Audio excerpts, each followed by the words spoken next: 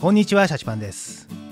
今回は TCL より55インチの液晶テレビ 55Q6C をお借りしました。このモデルの最大の特徴、それは TCL の中でも価格が抑えめなエントリーモデルでありながら、今流行りのミニ LED 量子ドットシートを採用していることです。他社の場合は中位または上位モデルに搭載されることの多い構成なので、これだけ聞くとほんととてつもないことのように聞こえますが、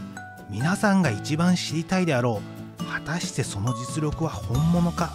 という点において、今回も測定器による客観データを全て見せていきますので、ぜひ最後までご視聴いただけると嬉しいです。それではやっていきましょう。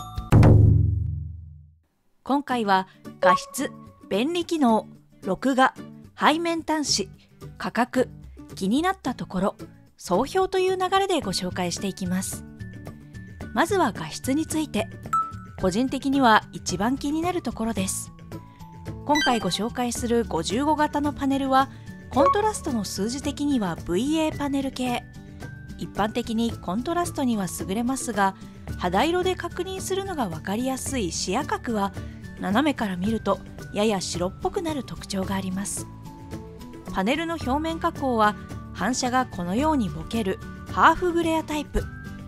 黒表現は外光反射で白っぽくなりやすいですが、鏡のような映り込みが嫌な方はこちらの方がいいでしょう。画質は全体的に明るめなテイスト。明るさ表現性能はこんな感じ。横軸は画面全体に対する白画面比率。縦軸は明るさです。通常モードで最大1002度を超え、エントリーモデルとは思えないほどの輝度表現を有しています。一方、割と小さな領域の輝度表現は今一つな部分があり、エントリーモデルながら512の部分駆動を持っていますが、ハローを抑えた調整となっているように見えるでしょうか。とはいえ、他社の同価格帯のモデルはせいぜい602度程度の輝度表現であることが多いことを考えると、十分な性能に感じます。量子ドットを用いたとされる色表現の方は、スペクトル的にこんな感じ。従来液晶のスペクトルと比較すると、光の三原色である赤、緑、青が混色少なく取り出せていることがわかります。ただ、この特徴的な赤のスペクトル波形は、従来液晶の赤蛍光体を用いている時に現れるもので、量子ドットシート採用モデルの中では少し物足りない構成となるでしょうか。実際 BT2020 のカラーカバレッジスコアを測定してみても約 68% と、どちらかというと従来の上位液晶に近い値となっています。ここらは価格を抑えたモデルなので致し方ないといったところですが、見方を変えると上位液晶並みのポテンシャルを持っているとも言えます。その他にはコンテンツに合わせて色や輝度を最適調整する AI による高画質処理や、ゲームモードでは VRR に対応し、4K 映像でも 144Hz まで対応。これはゲームをやられる方には嬉しいポイントです。続いて便利機能、3つほどご紹介します。1つ目は Google TV 搭載ということで、リモコンのホームボタンよりさまざまな動画配信サービスにアクセス。Google プレイストアより好きなアプリをダウンロードすることができます。アプリはエンタメやスポーツなど多くあり、このようにボタン一つで好きなアプリをインストールできます。2つ目はスマホ連携。スマートフォンの画面をテレビに映し出せます。iPhone も Android スマホも両対応となり、写真や動画を楽しめます。それから YouTube などのアプリもテレビにキャストでき、スマホ操作でコンテンツを気軽に大画面で楽しむことができます。これが結構便利です。3つ目はリモコン。Bluetooth に対応しており、電源ボタン以外はテレビに向けなくても操作ができます。操作がしやすいです。さらにリモコンの VOD ダイレクトボタンが10個あり、Netflix や Unext、YouTube など主要な動画配信サービスにワンプッシュでアクセスでき便利です。音声入力にも対応しています。リモコンの作りもしっかりしている印象で、安っぽくないのもいいポイントです。次に録画機能。地デジ、BS-CS 放送、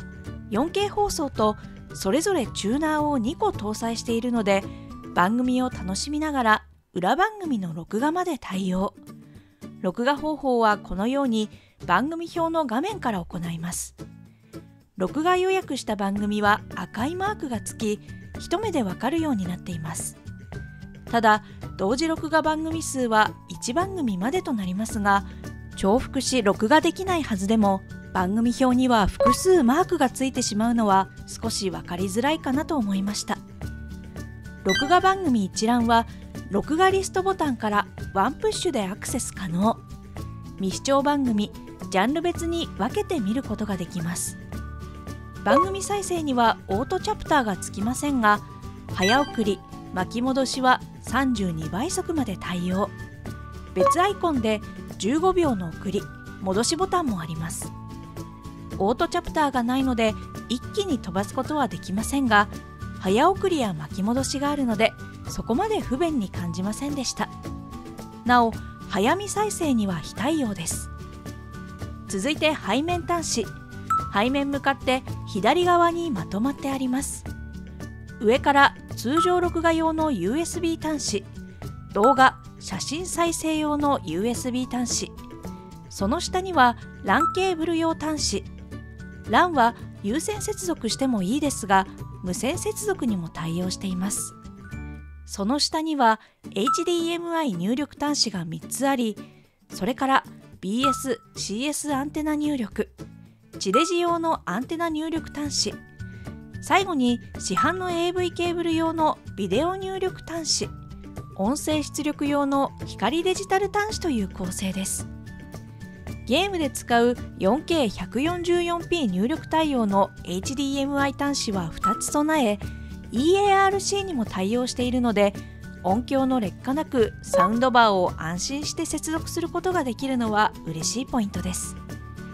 表示遅延は 120p の PS5 想定信号で約 1.1 ミリ秒、一方 60p のスイッチ2想定信号で13ミリ秒でした。ゲーミングモニター並みの表示遅延で、テレビでこのスペックはトップクラスでしょう。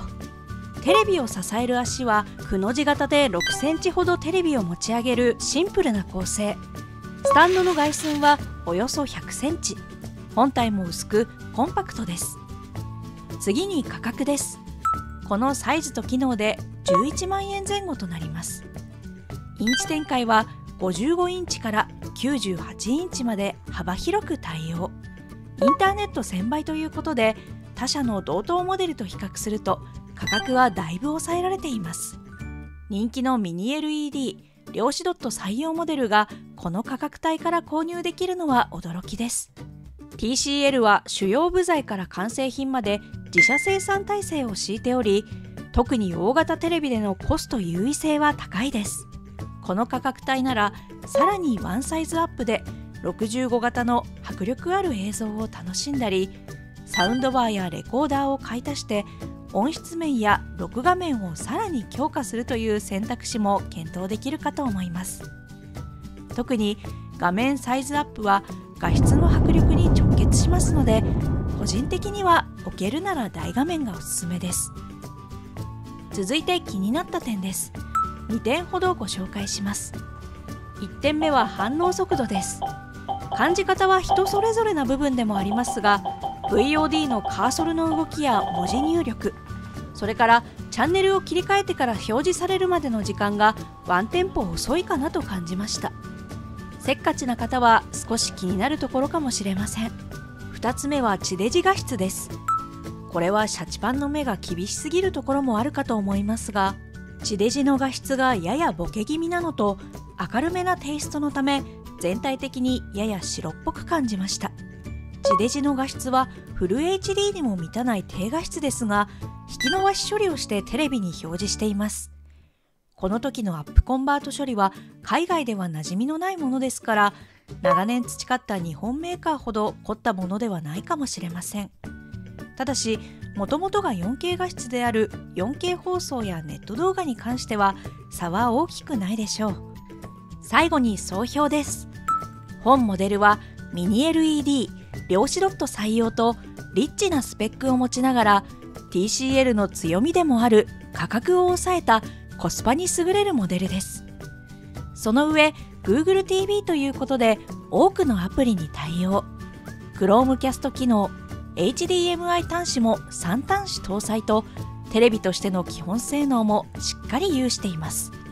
サウンドも今回特筆して触れはしませんでしたが、特にセリフがかなり聞き取りやすい調整となっています。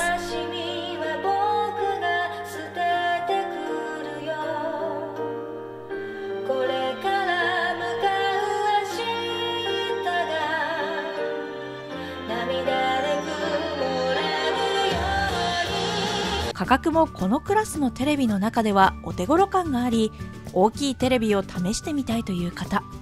安いだけのテレビじゃなくて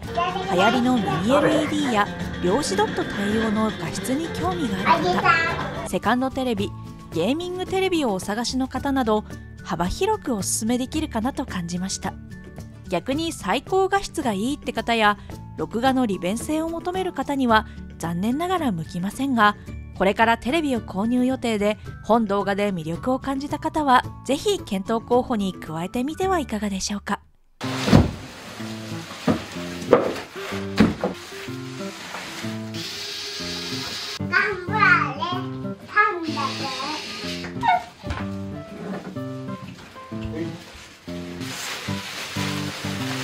テレビとパパどっちが好き？パパ。じゃあパパとダンゴムシどっちが好き？